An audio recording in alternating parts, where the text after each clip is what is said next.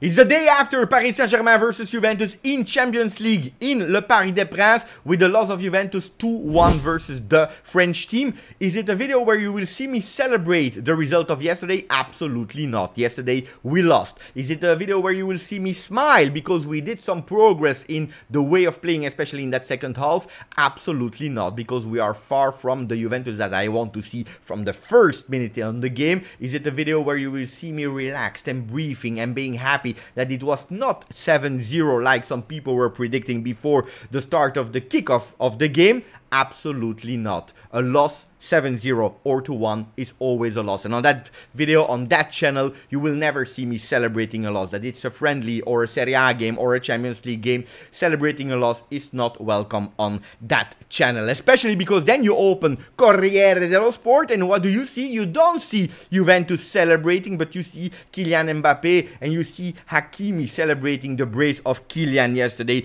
that actually made sure that they have the 3 points and not Juventus. So I'm sorry, but I will not celebrate any win. I wanted to be on that front page. Gazzetta dello Sport is saying, peccato signora, it's a pity signora, it's a pity old lady, Lady Juventus. And no, I don't need the pity of the pink paper. I really don't need it. I don't want the pity of the old lady, because we played a lot better in the second half and we could have drawn that game. We didn't. At the end we lost 2-1. And no, because I don't care and I don't like saying, oh, you started to look a bit more beautiful. No, because I know I'm supporting Juve that more than 35 years and I want my Juve aggressive from the first minute of the game. In the day after video we have two parts, opening in international and Italian papers to see what they are saying about our beloved Juventus, but also what were our feeling about the game of yesterday, and then we go to the tactical parts, because our feeling, were they correct, yes or no? Tactical parts, but individual also talks from Paredes to Weston McKennie that changed the game. Ciao Juventini of the world, my name is Giuseppe, welcome back on the channel. Put a maximum of like on that video, but also for you that are watching sometime from television, take your phone, subscribe to the channel, let that community becoming bigger and bigger, because a lot of beautiful things are expecting Juventini, especially if the second half we saw versus Paris Saint-Germain is a starting point, the turning point of that season, and we will have immediately to show it versus Salernitana in our home on Sunday. We open Tutto Sport, Coraggio Juve, brave Juve, and this is what we were asking yesterday in that video. We want the 11 men to go on the field and showing that they are brave. We saw at certain moment of the game a brave Juve. Not enough, because that was not the word that we can use for that to describe that first half, but at least for that second half we saw a brave Juve. But I want to stop to the small words that Tutto Sport was using. Ora basta paura. Now stop being scared. Juve, now it's time to stop being scared.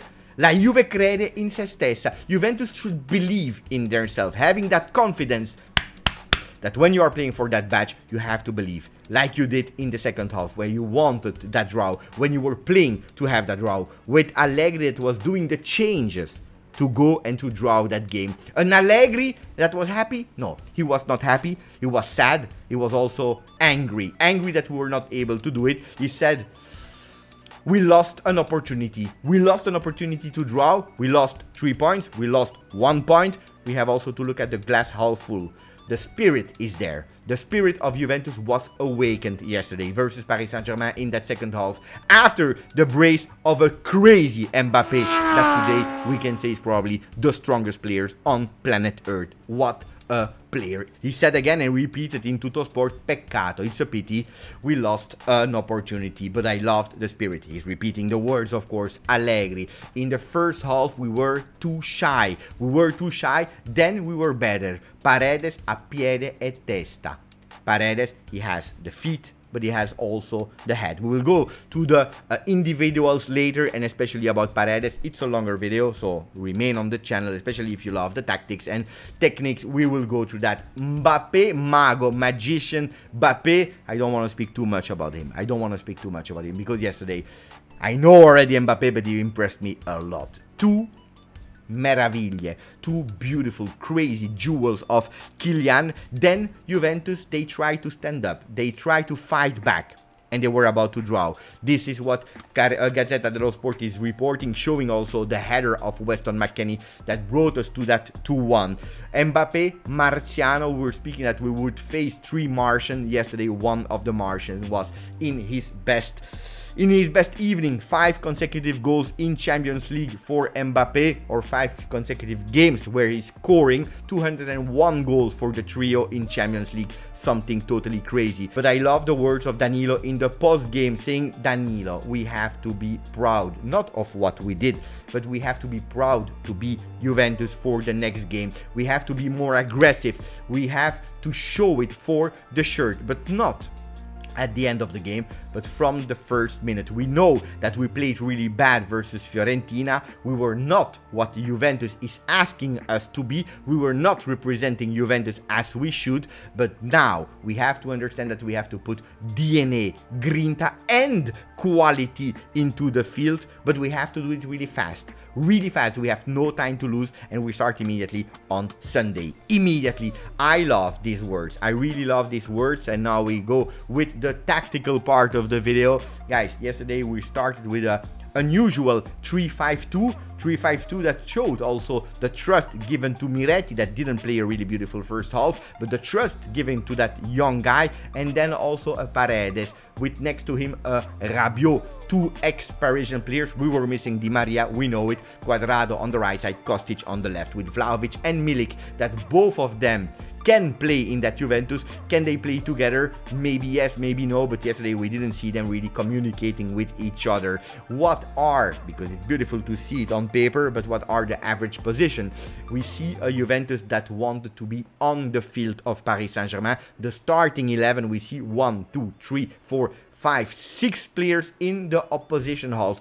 A total difference if you are looking back to the post game, to the day after of Fiorentina. A total different Juventus. Juventus that wanted that block, that average block of players being super high, with only Bremer and Bonucci in the back.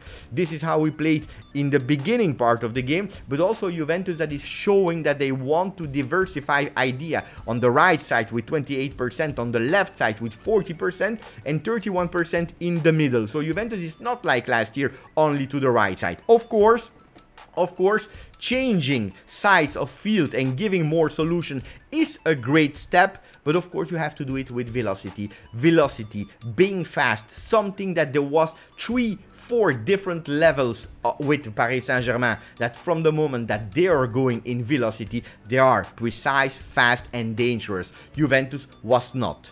On the moment that we are playing, we change side, but we are not fast. And if we are not fast, we are predictable. And that was one of the problems of Juventus. But we already see a difference with last year with Juventus that is trying to go in all the sides of the field. One thing that was positive is that we saw a Juventus that was for 26% of the time in the final third of Paris Saint-Germain, with a Paris Saint-Germain with only 22% in our third half. And this is where we see that Juventus could have scored more goals if they were only more dangerous, if only they were more precise, like that header of Arkadiusz Milik. A big battle in the midfield. When every time we are speaking about 45-36% in the middle, here we are speaking about 53% of the time in the middle of the midfield. But then in the second half, what changed? For sure, it was the motivational speech of Allegri, but then also a tactical change. Nuno Mendes from Paris Saint-Germain was receiving a lot of balls. He was really dangerous on that left side of the field. When we were expecting Hakimi being that dangerous, it was Nuno Mendes, and Allegri understood it. He changed Miretti, that was not playing great, with Weston McKennie, and you see here that number 8 of Weston McKennie playing more on Nuno Mendes, paying attention to him, and we balanced it because he was actually putting some pressure also there, receiving some balls and not only defending but going forward. Game changer, not only with a goal, but a really great game changer. And then you see, for example, the other players that enter, like Locatelli and De Sciglio, they didn't enter to hold back, to park the bus, but to give some offensive support to the team. And this is important because sometimes we are saying, but why change in Milik? It's not because you change Milik that you have a defensive approach, and we see it clearly here with the average position. Weston McKennie, that we really see here how offensive he was yesterday. 45 minutes for him, 31 times he touched the ball, and something that I really appreciated was the pass accuracy of Weston McKennie with 90%. Not only from Weston McKennie, look at the general stat. A Juventus that was day and night with all the games that we saw so far in 22-23, with a Juventus with 91% of pass accuracy. Something beautiful finally to see that Juventus is not missing a lot of passes. Of course, we have the images of Cuadrado that at a certain moment in the final third of Paris Saint-Germain is taking that ball, is giving it nowhere in defense, that we are all screaming, why Juan Cuadrado? But except of these few moments, Miretti did it once and so on, except of these few moments, Juventus was precise. And a positive news is that we were finally, for the first time, precise in the opposition half with the 86%. It's not a mystery. It's not a mystery. If we want to do well, we have to be precise. And that's why I love these stats. Who touched a lot of balls? Paredes, 102. Not yet at the level of a Verratti with 130 balls touched, but 102 in Champions League for his second game with 6 days being a Juve player. Something really beautiful, especially if you are looking that he was at 95% pass accuracy. Paredes in the first half, that was slow. He was slow, he was not thinking a lot vertical, but slow. But he was able to play well with some sliding tackles, with some interception, but especially in the second half, playing also more vertical. Testa, the head, but also the feet, I piedi. Grande, beautiful performance of Leandro Paredes. I already told you, 102 touches. Look at the heat map. A regista. A real regista, the one that we needed in our team. What about the attacking stats? 15 to 13, Paris Saint-Germain and Juventus attempts, shots towards the goal, 6 on target for Paris Saint-Germain, 4 for us, and that's the big difference. 40% shot accuracy for Paris Saint-Germain, 30 for us. If that goal of Milik with a header, if the header of Milik was goal, we were probably speaking about a total different game today. Speaking about these 13 shots, we see a total difference with the one of Fiorentina with only 4 shots, 4 attempts, this time 13 with 4 on target. A lot of players took their chance. Kostic, Vlahovic, Locatelli, McKennie, Bremer, Adrien Rabiot and Milik, all of them, they tried.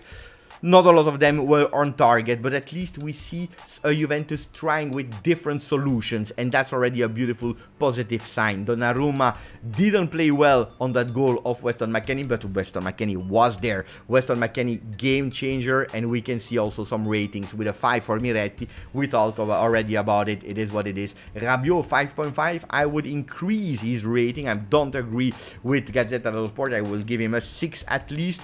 And then we see other scores like 6 for Vlahovic, 6 for Milik. Vlahovic needs to grow. He needs to improve a lot of things, Vlahovic, but he's young and I'm sure he will do it. Bremer and Bonucci, 5 for both of them. Guys, when you are playing versus these Martian, it's really hard. Danilo 6.5, Cuadrado 5.5. I think that Cuadrado played really bad. And then we see a Weston McKennie with a 6.5, man of the match for Tutto Sport. And we finish with the news of Di Maria. Di Maria that will not play versus Salernitana. He will try to recuperate versus Benfica. We are waiting for him because he can change and give a bit more of quality. But the most important part is that the players that are there, heads and heart, andiamo ragazzi. We have to be brave. Grazie, forza, Juve.